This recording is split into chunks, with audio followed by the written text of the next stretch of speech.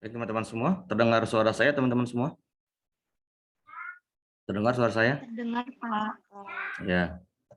Baik, kita mulai aja ya teman-temannya karena sudah jam 5:17. Baik, Assalamualaikum warahmatullahi wabarakatuh. Waalaikumsalam warahmatullahi wabarakatuh, Pak. Baik, alhamdulillah pada pagi hari ini kita masih bertemu, masih dalam keadaan sehat walafiat ya, sehingga kita masih bisa mengikuti perkuliahan untuk mata kuliah Sosiologi Komunikasi. Hari ini kita mulai masuk materi yang keempat gitu ya. Jadi banyak yang kita bicarakan di sini, yaitu tentang audiens. Ya. Audiens seperti apa nanti akan kita bahas. Sebelumnya saya mengingatkan juga kepada teman-teman untuk di e-learning IBM juga tetap mendownload materinya, kemudian menangkapi forum, mengisi jawaban tugas dan presensi yang dilakukan gitu ya untuk absen mandiri. Baik teman-teman semua, sebelum kita mulai perkuliahan pada hari ini, sama-sama kita baca basmalah terlebih dahulu. Bismillahirrahmanirrahim. Baik, saya langsung share screen ya.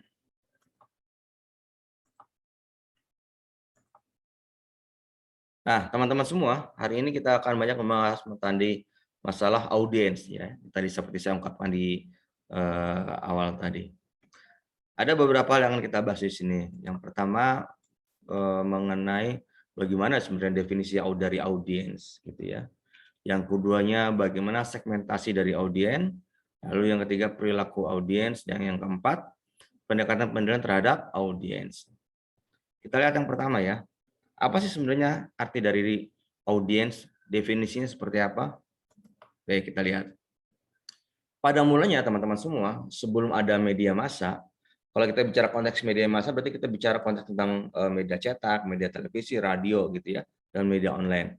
Nah, pada awalnya sebelum ada keberadaan media massa, audiens itu diartikan sebagai sekumpulan penonton drama, permainan atau tontonan. Jadi yang penonton-penonton yang ada di belakang yang ada di depan panggung gitu ya. Jadi penikmat hiburan drama, permainan, tontonan segala macam gitu ya.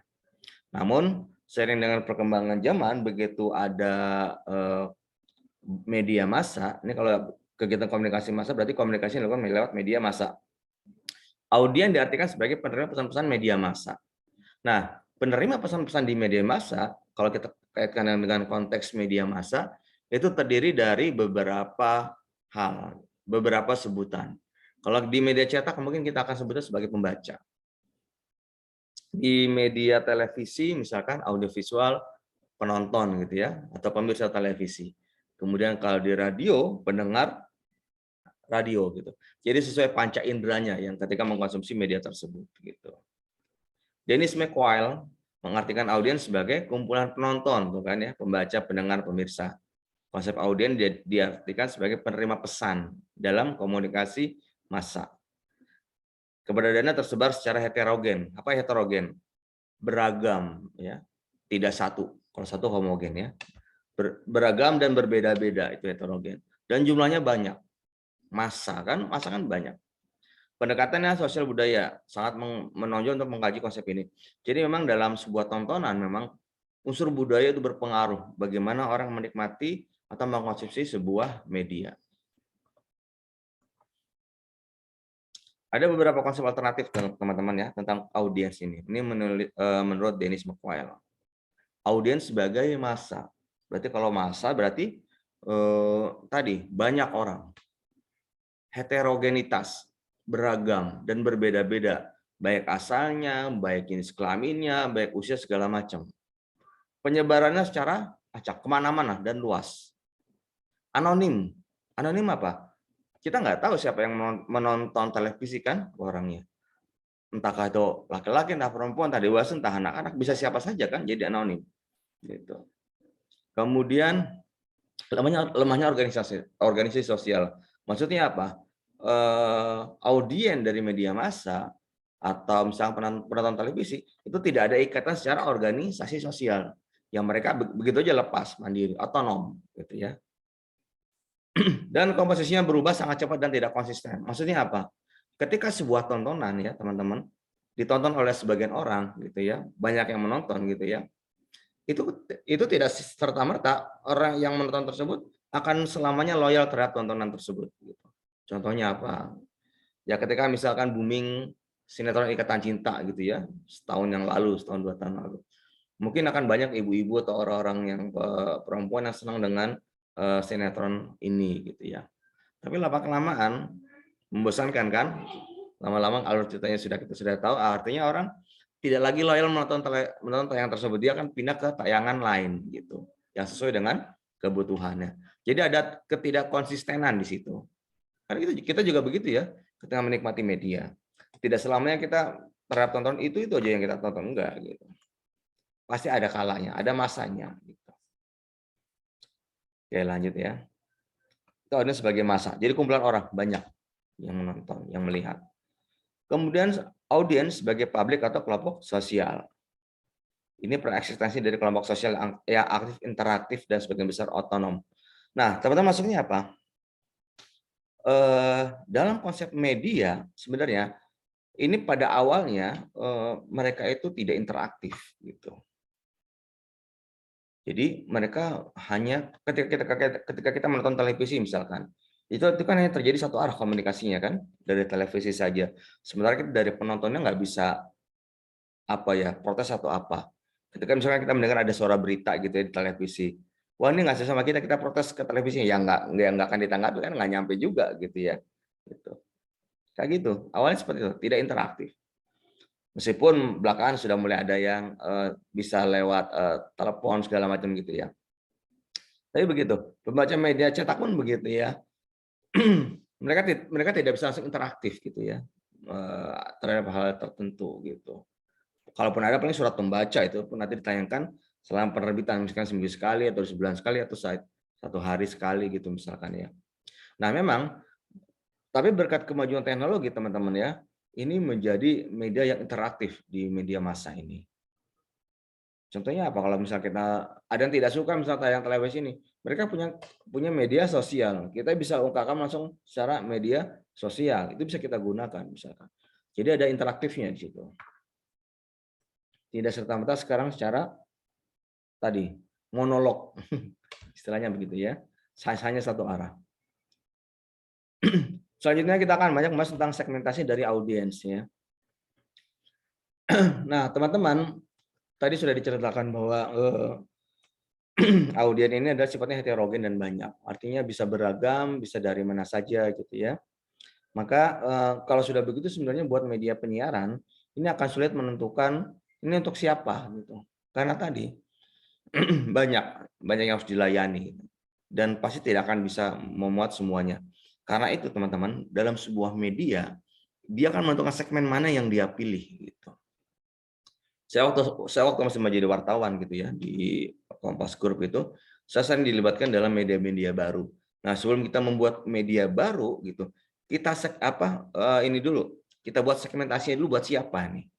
Apa kita buat perempuan atau laki-laki? Usianya berapa? Pendidikannya berapa? Tingkat ekonomi yang kelas berapa? ABCD kah atau berapa? Kesukaannya apa? Sampai penghasilannya berapa? Itu kita buat gitu ya. Dengan begitu, kita akan tahu sasaran media kita itu siapa. Dengan tahu siapa sasaran media kita, itu akan berpengaruh kepada tulisan kita, bahasa-bahasa yang kita gunakan. Kemudian tema-tema yang akan kita angkat itu berpengaruh, teman-teman. Karena tadi untuk melayani segmen tertentu. Misalnya gini, saya misalkan membuat majalah tentang hobi binatang misalkan ya. Oh ternyata orang yang hobi binatang itu usia dari 18 sampai 40 misalkan gitu. Oh dan kebanyakan adalah laki-laki. Kita buat seperti itu gitu. Pendidikannya rata-rata SMP sampai S1 misalkan.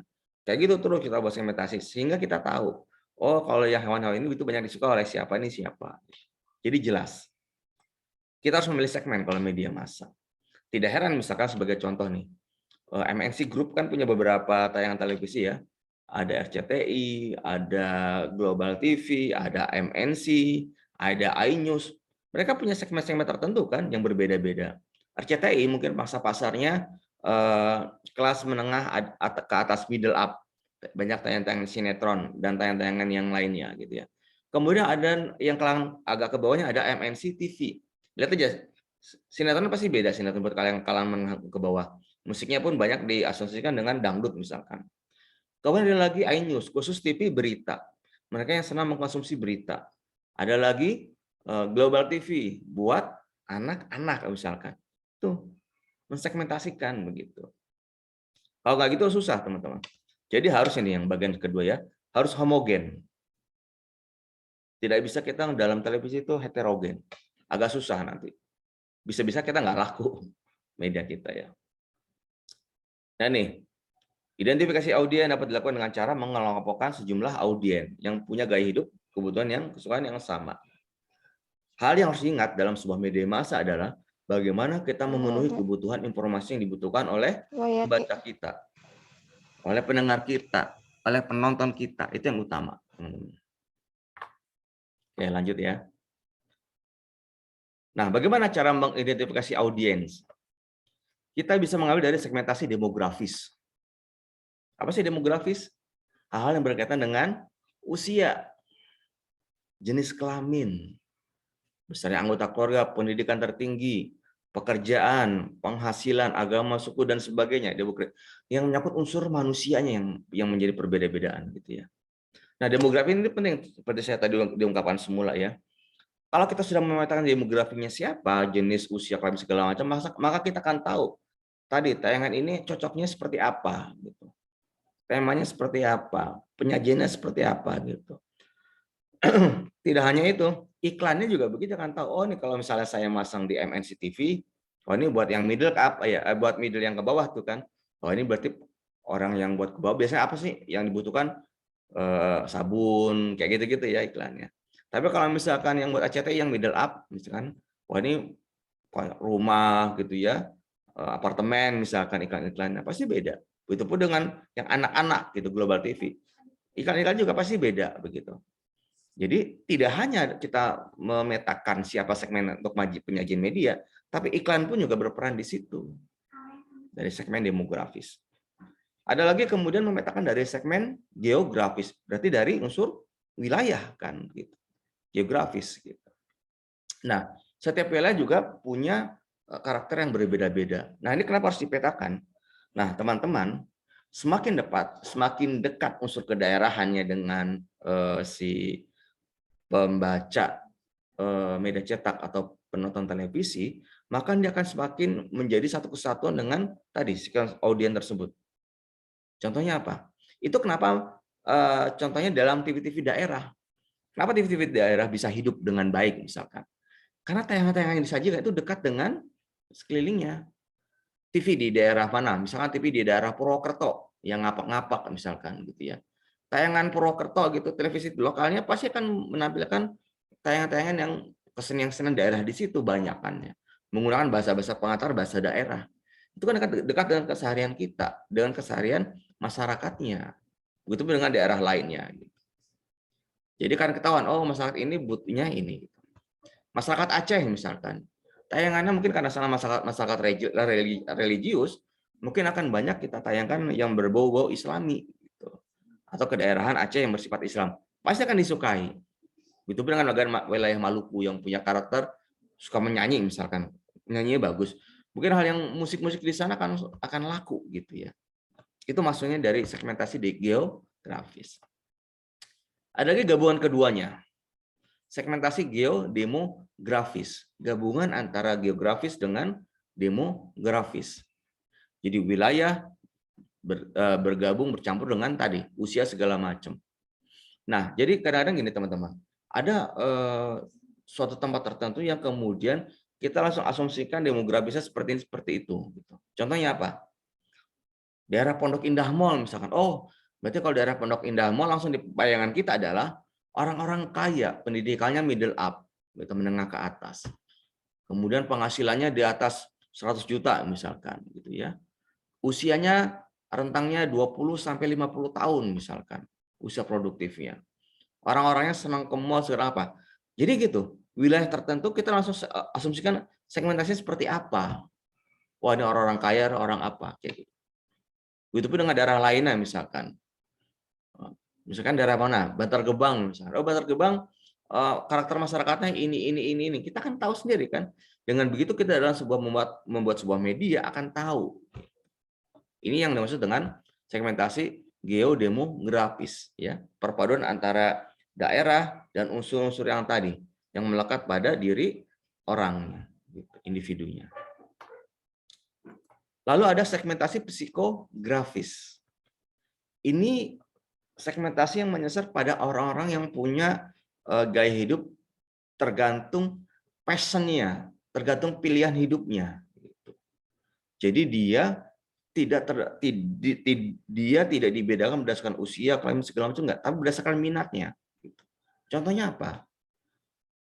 Orang yang punya hobi memasak misalkan, akan banyak tuh media-media yang akan menyajikan tentang masak gitu kan, tentang resep masakan. Orang yang senang dengan makanan kan mereka bebas. Dia tidak peduli wanita, tidak peduli perempuan, tidak remaja, dewasa, semuanya misalnya gitu. Jadi yang diincar adalah dari kecintaan mereka terhadap makanan. Gitu. Itu yang dimaksud dengan psikografis. Jadi dari passion-nya, dari minatnya, dari hobinya gitu. Ada yang peminat komik Jepang misalkan. Ada juga misalkan yang suka politik atau yang suka apa gitu. Kan banyak di kita ya. Atau yang suka musik gitu. Kayak majalah Hai misalkan. Majalah Hai itu awalnya buat para penikmat pecinta musik gitu. Contoh ya seperti itu. Atau misalkan majalah Intisari Gaya Hidup Sehat. Itu untuk disajikan untuk orang-orang yang usianya 40 tahun ke atas yang ingin hidup sehat seperti apa, kayak gitu. Ada segmentasi. Lalu bagaimana perilaku audiens ya, kita lihat. Sifat dari audiens tadi sudah disinggung. Pasti jumlahnya besar karena ini massa dan itu bisa di mana-mana. Televisi misalkan secara nasional kan bisa dinikmati dari ujung Aceh sampai ujung timur di Papua gitu. Masanya banyak gitu. Nah, tidak hanya televisi, media cetak pun seperti itu, yang radio pun seperti RRI didengar juga dari ujung Indonesia timur ke barat gitu ya. Hal yang menarik dari media massa adalah dia bisa ditangkap atau dibaca dari berbagai macam tempat. Kalau tadi saya bilang cerita TV nasional, berarti dia punya pemancar nasional. Dia bisa lewat satelit atau melalui bantuan pemancar-pemancar di daerah, gitu ya. Tapi dia maksudnya bisa kemana-mana menjangkaunya, terpencar, tidak mengelompok pada wilayah tertentu, gitu. Kecuali misalkan media-media lokal ya, yang hanya terbatas pada daerah tertentu. Gitu. Lanjut. Nah, sifat dari audiens tadi sedikit saya singgung. Pada mulanya memang audiens tidak interaktif. Dia tidak respon terhadap pemberitaan, tapi berkaitan dengan teknologi, kemudian dia menjadi aktif, dia ikut berkontribusi terhadap media. Bahkan kecenderungan sekarang di dalam media massa adalah banyak audiens itu menjadi produsen, dia yang menikmati berita, dia juga yang membuat berita. Banyak kayak gitu ya. Contohnya apa? Kompasiana. Kan Kompasiana model seperti itu ya. Kita membuat sendiri tulisan-tulisannya dibaca oleh karena kita sendiri dan orang-orang penulis lainnya kayak gitu. Itu menjadi sebuah tantangan juga buat tenaga kewartawanan ya. Gitu. Paling gampangnya gini, ketika ada sebuah tayangan yang sensitif misalkan, pemerintah melarang gitu ya yang tersebut. Tapi dari sisi lain ada juga yang memuat tentang peristiwa tersebut dari media yang berbeda pula atau dalam bentuk tadi Kompasiana tadi. Atau dalam konsepnya adalah citizen jurnalisme warga negara gitu istilahnya. Ada seperti itu gitu ya. Ada unsur interaktif aktivitas dari warga masyarakat kepada media gitu. Yang memang difasilitasi oleh media. Nah, kemudian apalagi sifat dari audiens? Terdiri dari berbagai macam lapisan masyarakat. Iya, kayak sifatnya heterogen tadi ya. Gitu. Jadi dia banyak gitu ya, berbeda-beda, beragam. Tidak terorganisir dan bergerak sendiri, otonom sifatnya. Nggak ada misalkan organisasi tertentu misalkan organisasi pecinta sinetron Ikatan Cinta misalkan, nggak ada gitu ya. Orang-orang yang suka sinetron Ikatan Cinta ya mereka-mereka yang memang senang gitu ya, yang suka tayangannya dan sifatnya itu acak gitu ya, bisa di mana-mana.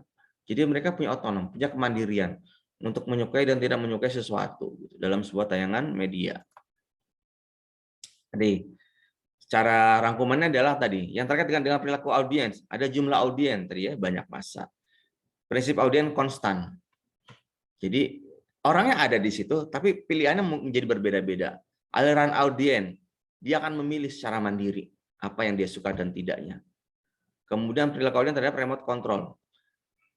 Keberhasilan sebuah televisi kadang-kadang rating ditentukan oleh remote control di kita, rumah kita.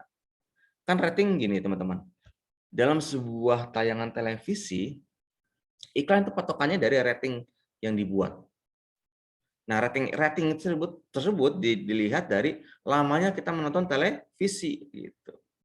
Nah, di kita tuh ada yang untuk rating itu dan lembaganya tersendiri. Saya lupa apa namanya ya. Nah, itu yang meneliti berapa rating di kita gitu. Kota yang ini ratingnya berapa, kota yang ini ratingnya berapa gitu. Pengaruh demografis terhadap program gitu. Tadi unsur kesukaan kita ya terhadap sesuatu. Selera audien. Jumlah audien ini sama dengan yang poin A.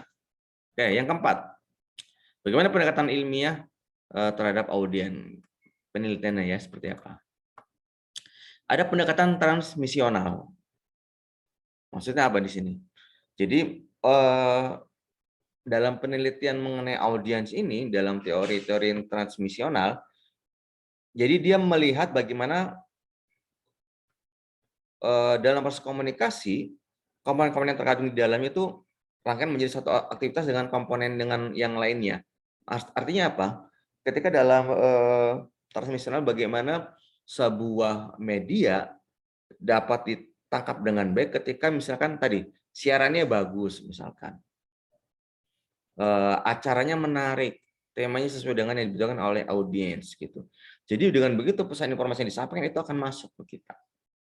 Sebagus apapun misalkan sebuah acara, ketika tayangan itu misalkan di TV ya, tayangan menjadi buram, banyak semut pasti tidak nyaman dikonsumsi. Itu mungkin akan ditinggalkan.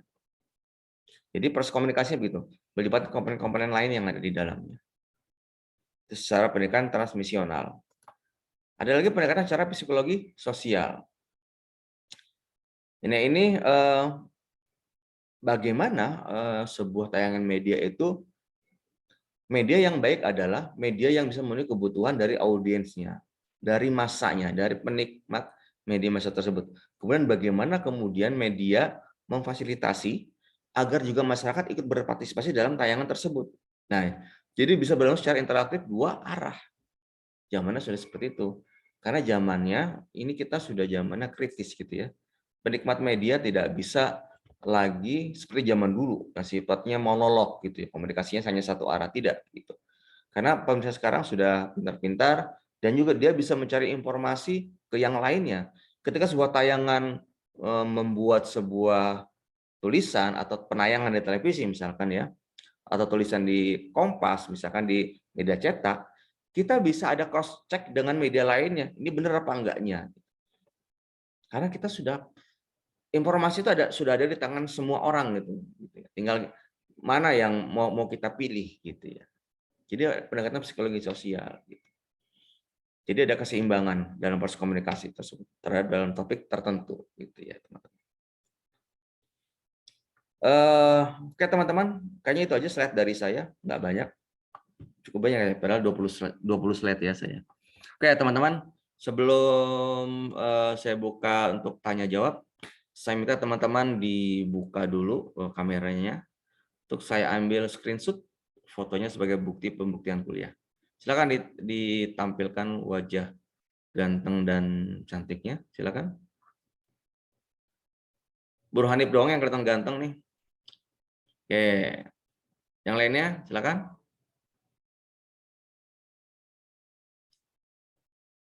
Ayo yang lainnya, masih? Bisa ambil screenshotnya? Silakan ditampilkan wajahnya. Pada belum mandi ya? Ya, sambil ya. Udah semua ya? Ya, nggak apa yang lagi kurang sehat nggak apa-apa ya. Nggak camp.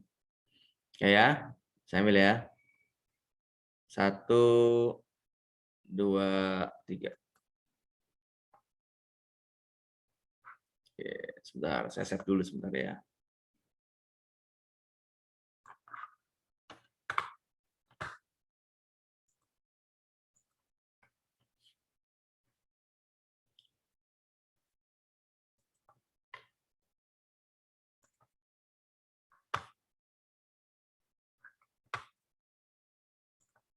Oke, teman-teman sekali lagi, saya ambil.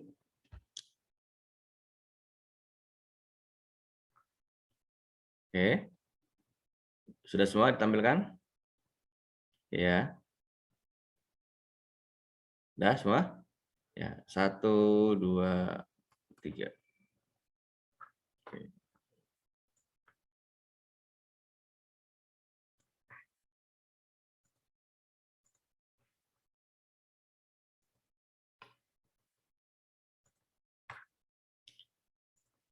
Oke, teman-teman, silakan kalau ada yang mau ditanyakan dari materi ini. Ada yang mau tanyakan? Atau masih pada ngantuk semuanya nih? Ada yang mau tanyakan? Nah, ya sudah. Kalau nggak ada yang mau ditanyakan, saya ingatkan lagi teman-teman ya, jangan lupa di e-learning IBM-nya diisi presensinya sebagai tanda teman-teman kesadaran kuliah, kemudian download materi perkuliahan, lalu tanggapi forumnya, kemudian jawaban tugasnya harus dijawab. Itu karena bagian dari aktivitas perkuliahan. Itu aja teman-teman yang mungkin bisa saya sampaikan. Kurang lebih saya mohon maaf. Kita tutup perkuliahan pada pagi hari ini dengan ucapan hamdalah. Alhamdulillahirabbil alamin. Alhamdulillahirabbil alamin. Alhamdulillahirabbil alamin. Ya. Baik, makasih banyak. Ya, baik, assalamualaikum warahmatullahi wabarakatuh. Waalaikumsalam. Waalaikumsalam warahmatullahi wabarakatuh. Terima kasih, Pak. Ya. Ya.